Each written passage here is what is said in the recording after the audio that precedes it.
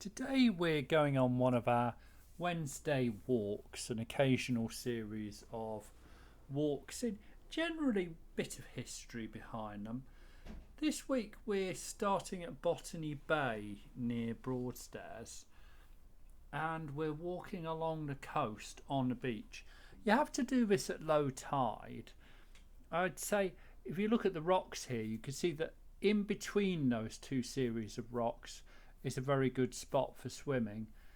When the water's higher, you do need to keep a little eye out for where there are breakers because the stone's quite near the surface there.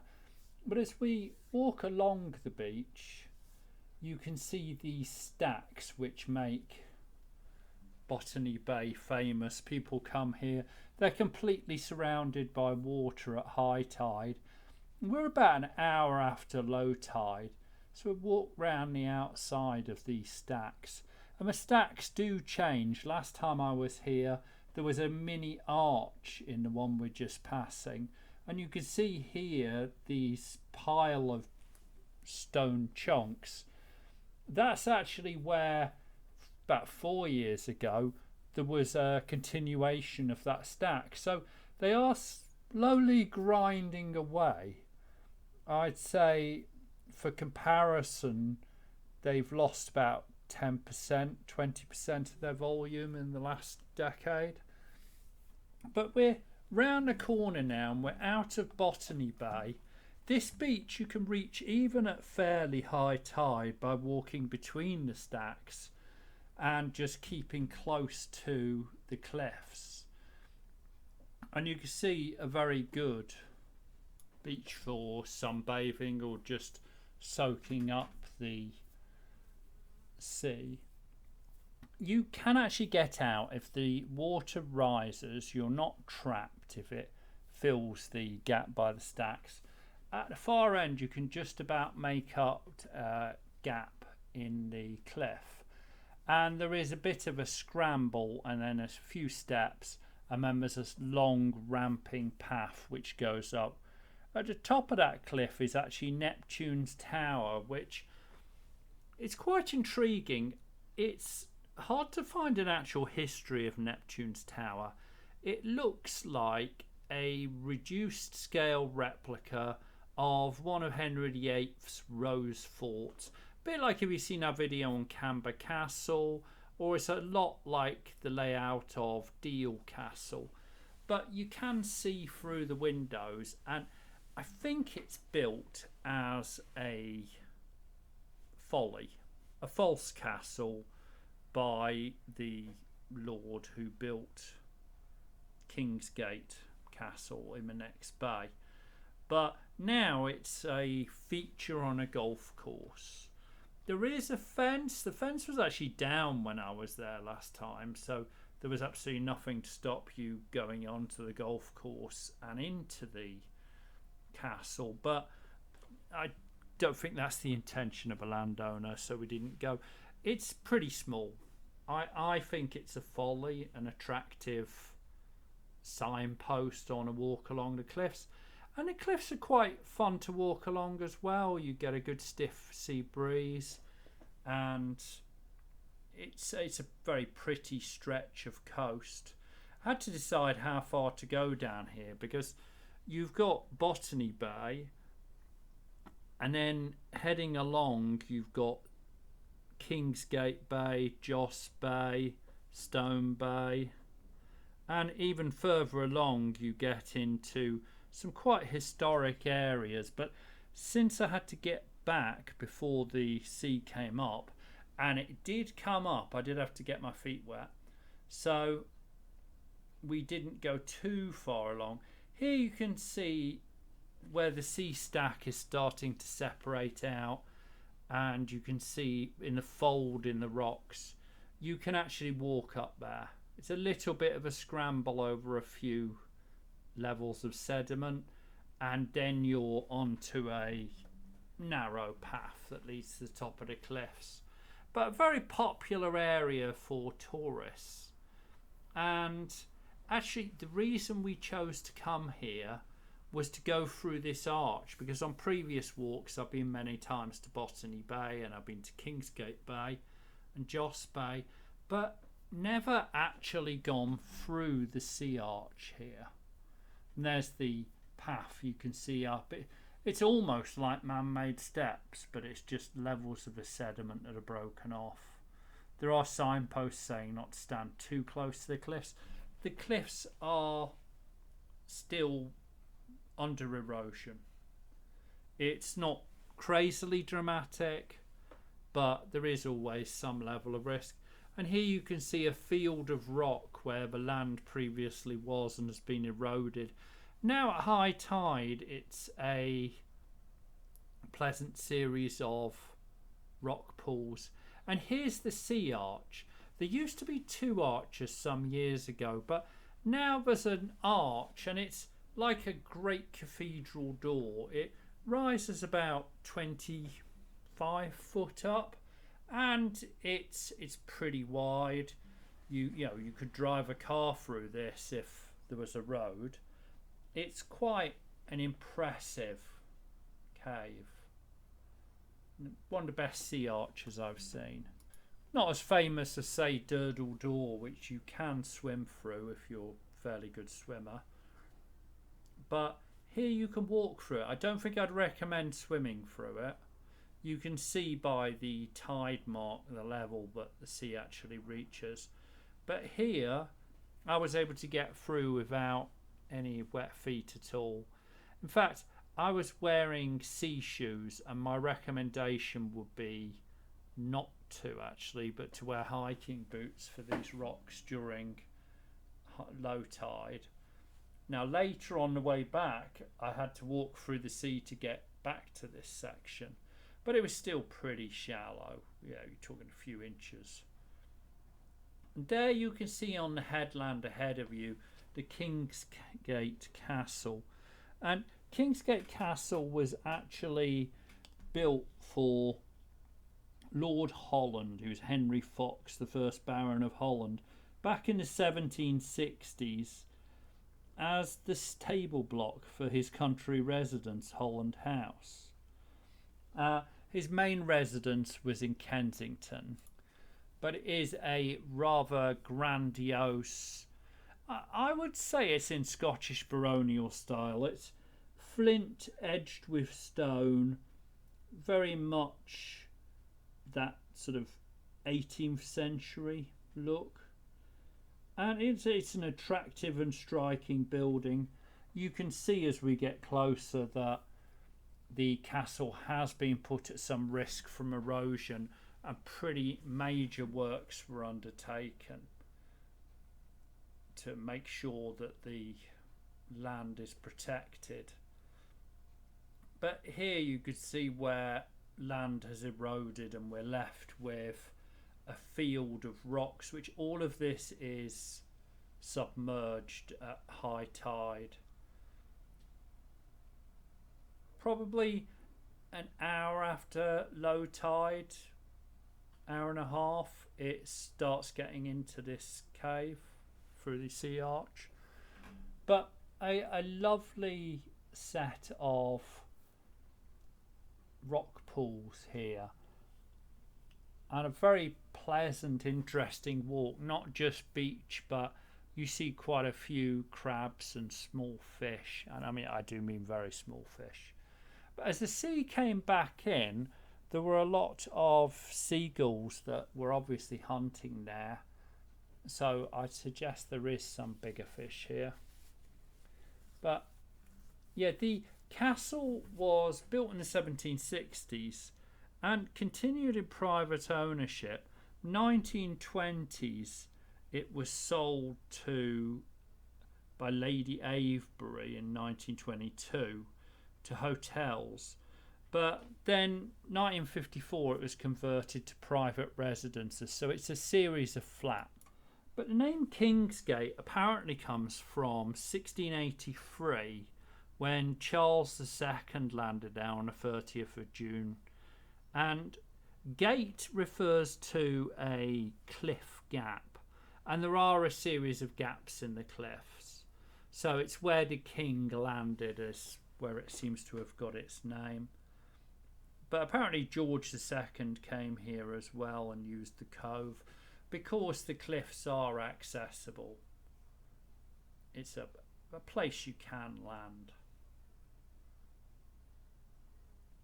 A really beautiful spot. You can see how the cliffs are eroding. You can see there are caves developing, there's undercutting, there's some splitting in the seams between the different sedimentary levels. So this is an ever-changing stretch of the coast. I'd say changing more than, say, Seven Sisters, which is slowly chipped away at. But here there's definitely, each year there are noticeable differences. We head along the coast a little bit into the bay. It's a lovely bay, has a pub at the top of this cliff to our right, which is stylised in keeping with Kingsgate Castle, and a very pleasant Georgian house, but largely a small forgotten stretch of this coast.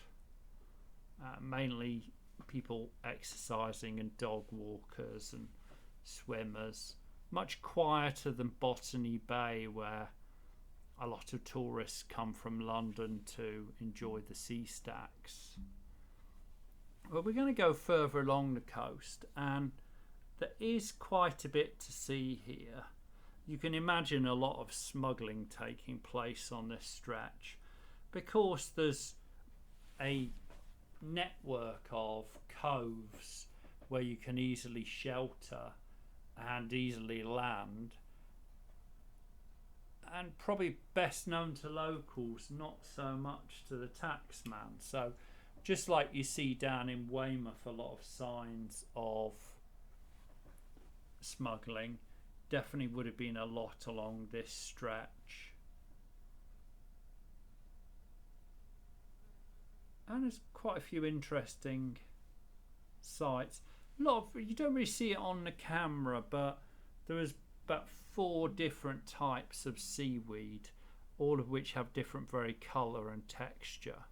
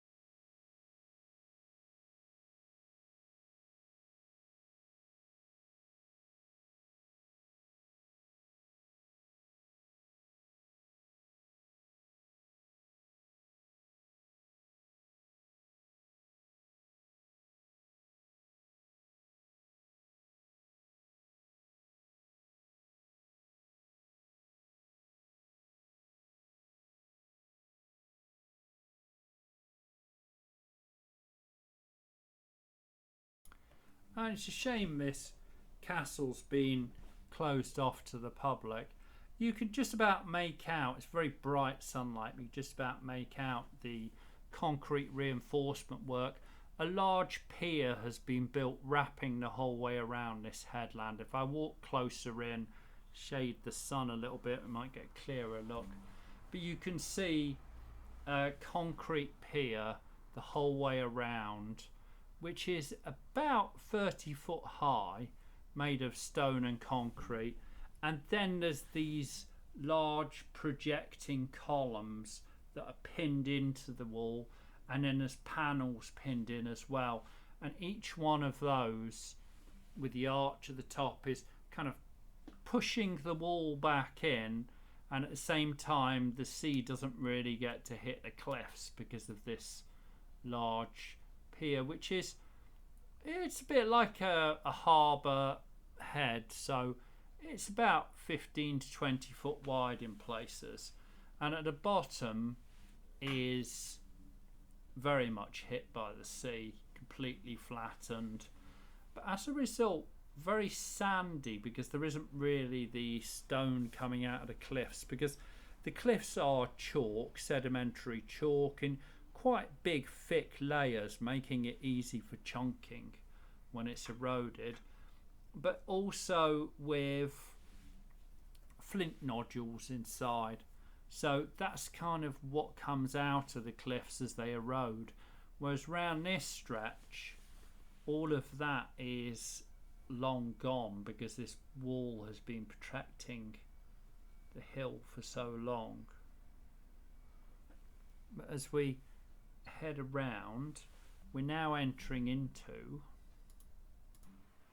Joss Bay, which is a lovely little bay, quite a bit deeper and wider than Kingsgate, the beach is, and at the same time in the distance you can make out the Northforeland Lighthouse, which is maintained by Trinity House, along with a series of lighthouses along this stretch. And in a few weeks' time we'll have to do a video on Reculver Towers, where the two-towered church has been reconstructed when it was subsided by the cliffs moving, so that there is a landmark on that spot, and you can see the stone protection, that sort of like harbour pier, continues all the way around this cliff, so really protects that headland in a way that the sea stacks of Botany Bay don't really have.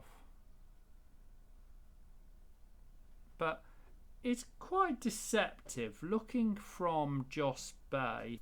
It looks as though Joss Bay is quite a populated area, whereas really it's quite a quiet spot. There's only a handful of houses, but it's as you go out of that bay and you head into the beginnings of Broadstairs, really, as you lead into Viking Bay and Stone Bay and all the series of bays along this stretch, which it's a shame we won't be able to do, because we've got to get back before the sea starts rising too much and we get cut off. There is also a hilltop walk along here, and it's a pleasant, easy walk, well worth doing, probably very good to cycle as well. But we're just going to head past this headland to the beginning of Joss Bay, and you can see an interesting stretch with some beautiful stone arches, some sea stacks, and the castle, some history, and you get a feel for the coast of Kent in what was the old Isle of Thanet,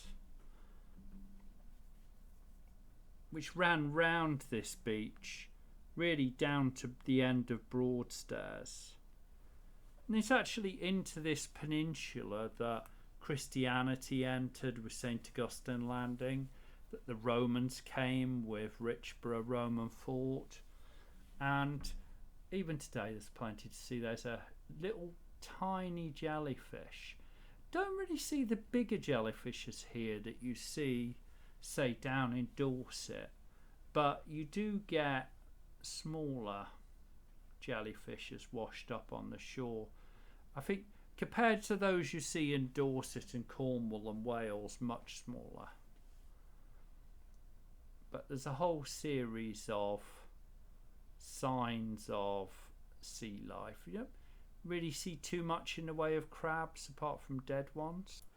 But really wanted to walk along here because it's an iconic location with Botany Bay, the sea arch, which is often overlooked as a beautiful spot, and just a lovely stretch of historic coast, which, as the winter months draw in and the long nights and the late sunrises, early autumn day is a great opportunity to walk along the coast and soak up some of those last summer rays. So well worth a visit out here.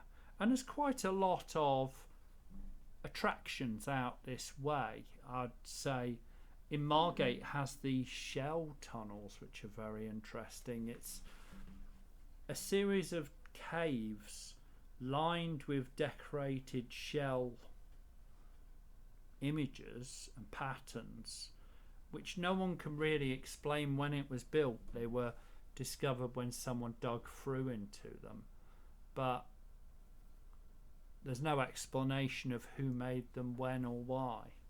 Well worth a little visit to try and understand that. And there's also a series of interesting museums. There's the Turner Gallery, and there's loads of good places for swimming. I'd say if you're an experienced swimmer, these bays here are fine. If you're a little less comfortable in the sea, then definitely Margate and Broadstairs and Ramsgate are excellent beaches for swimming.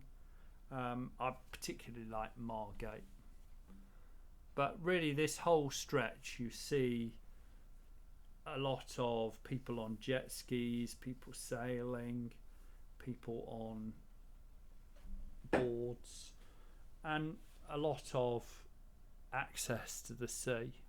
Here's interesting, you can see that pattern in the rocks where there's a straight line, and that's previously been cut as a access point. So basically like a launching route for boats, which seems to have fallen out of use, but you can still see it written in the stone. And here, as we turn out of Joss Bay, you can see the wall has been eroded and there's been a lot of work to protect it. The beach becomes much narrower as you go underneath basically the cliff promenade, and there's a series of large walls have been built to protect the cliff from undercutting.